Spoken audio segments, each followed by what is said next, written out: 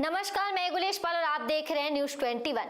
देश की राजधानी दिल्ली के जंतर मंतर पर रणवीर सिंह महासचिव एवं उनकी पूरी टीम इनल्स of ex paramilitary welfare association के अगवानी में पूर्व एडीजी श्री NHR सिंह अध्यक्षता में छत्तीसगढ़ के संगठन के सम्मान्य सदस्यों, वीरांगनाओं समेत पूरे भारत देश के एक्स पैरामिलिट्री संगठनों के सम्मान्य सदस्य एवं वीरांगनाएं एकत्र हुए, जिसके बाद दंतेवाड़ा छत्तीसगढ़ में शहीद हुए पैरामिलिट्री एवं देश के 76 वीर सपूतों, जिन्होंने देश की सुरक्षा, खुशहाली, आन बान शान के लिए अपने प्राणों की आहुति दिए थे, श्रद्धा सुमन अर्पित किया गया।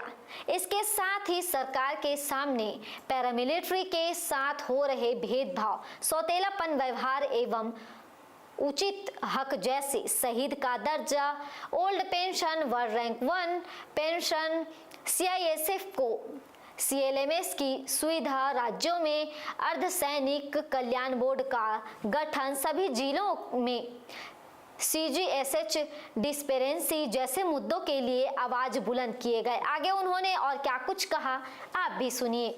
हमारे साथ छत्तीसगढ़ की टीम आई है, बहुत बड़ी, और पहली बार आई है। तिवारी साहब कहाँ हैं? आइए, जंतर मंतर पे आपका स्वागत है। हिंदुस्तान के अंदर सबसे ज्यादा पीड़ित छत्तीसगढ़ है और सड़क छत्तीसगढ़ की बने और शहादत CRP दी, ये गलत है। और वार्म का जिक्र, वार्म का मतलब है व्हाइट एलिफेंट, इसको डिसॉल्व किया जाए। वार्म कल्याण के नाम पर पैरामिलिट्री के लिए एक धोखा धोखा धोखा।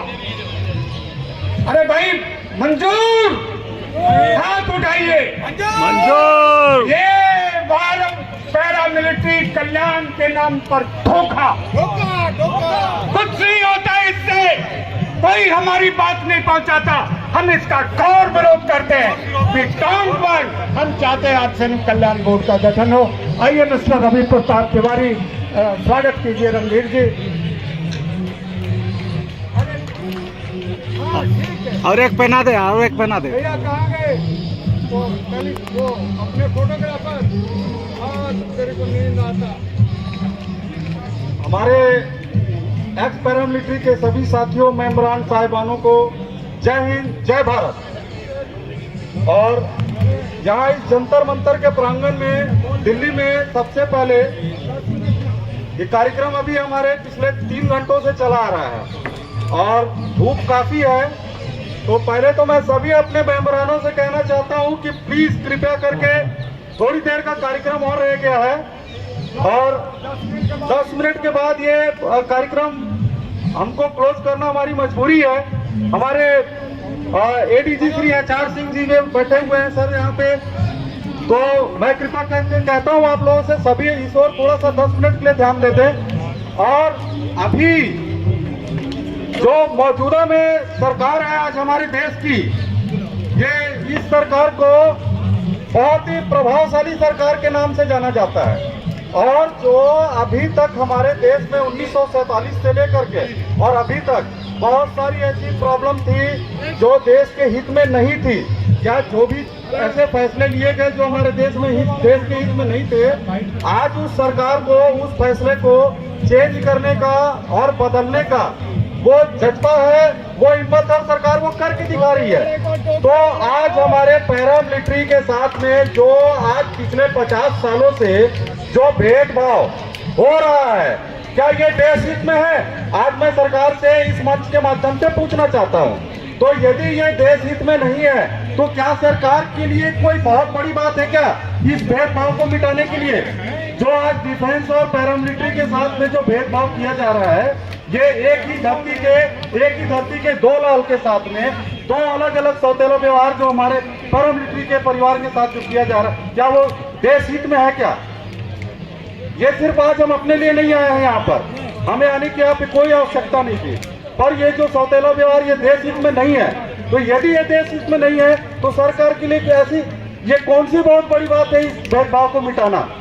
तो मेरा देश के आज के मौजूदा सरकार से, जो कि भाजपा की सरकार है और पावरफुल सरकार है, पूरे विश्व की पावरफुल सरकार है, मैं कहता हूँ इस देश की, तो आज की मौजूदा सरकार के लिए ये कोई बहुत बड़ी बात नहीं है। जब भारत जो जो जो यदि धारा 370 जैसी चीजें आप हटा सकते हैं, दुनिया भर की बातें, दुनिया भर की चीजें आप संसद में सबके विरोध के बावजूद आप उन देश के हित में आप उसको लागू करवा सकते हैं, तो पैरामिलिट्री के लिए आप ये भेदभाव क्यों नहीं खत्म कर सकते हैं?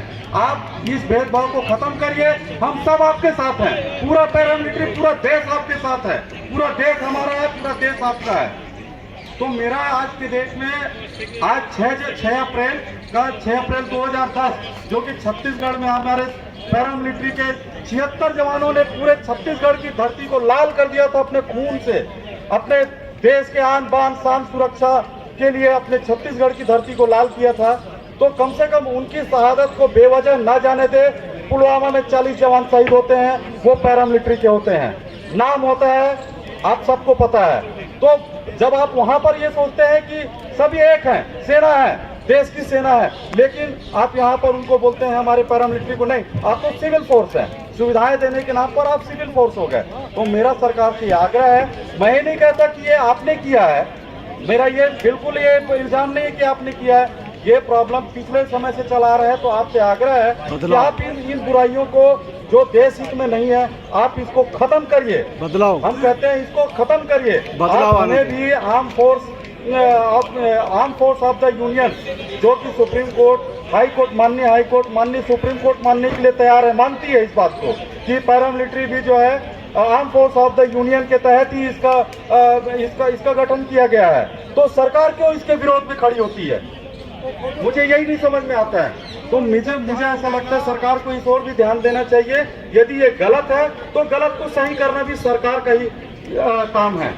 तो और इसी के साथ जो है मैं अपने वाणी को विराम देता हूं, क्योंकि समय की कमी है और बाकी ऐसे कार्यक्रम हमारे और आगे चलते रहेंगे। हमें ये कार्यक्रम बहुत मजबूरी में, हमारा ये शौक नहीं है कि हम लोग ये जंतर मंतर पे, ये हमारा काम ही नहीं है कि हम लोग ये करें, लेकिन आज हम लोग यहाँ पर ये मजबूर हो गए हैं कि पूरे देश से लोग हम लोग आकर के, और हम फोर्स के मेंबर हुआ करते थे, हम देश के लिए हम अपनी लड़ाइयाँ देश के लिए हम अपना जान देते थे, लेकिन आज हमको यहाँ आकर के खड़ा होना पड़ा है। पैरामिलिट्री के इन आवाजों को, इन भावनाओं को कब तक सुनती है और कब तक इस पे अपना विचार प्रकट करती है। लेकिन उससे पहले छोटी से छोटी और बड़ी सी बड़ी खबरों के लिए बने रहिए न्यूज़ 21 के साथ। धन्यवाद।